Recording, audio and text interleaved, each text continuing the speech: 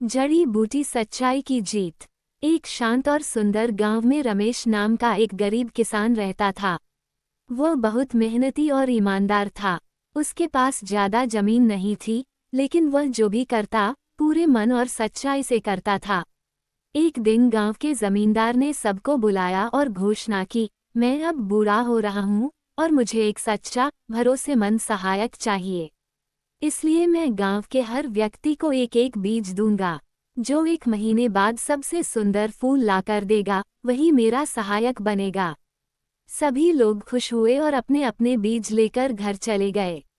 रमेश ने भी अपने बीज को मिट्टी में बोया, रोज पानी दिया, धूप में रखा और उसकी देखभाल करता रहा। लेकिन कई दिन बीत गए, फिर भी बीज अंकुरित नहीं हुआ। रमेश दुखी था, पर उसने हार नहीं मानी। उसने सोचा, शायद ये बीज खराब है, पर मैं झूठा फूल नहीं लगाऊंगा। जो होगा सच बताऊंगा। 1 महीने बाद सब लोग जमींदार के पास पहुंचे। हर कोई अपने गमले में सुंदर सुंदर फूल लेकर आया था। किसी के पास लाल गुलाब थे, तो किसी के पास चमकते सूरजमुखी। रमेश जब पहुंचा तो उसके हाथ में खाली गमला था। सब लोग उस पर हंसने लगे और बोले, अरे, रमेश तो फूल भी नहीं उगा पाया।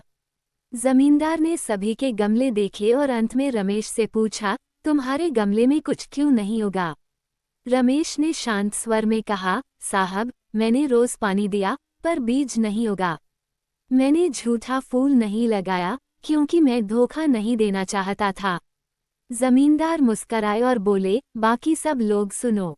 मैंने जो बीज दिया था, वो उबला हुआ था, उससे कुछ उग ही नहीं सकता था।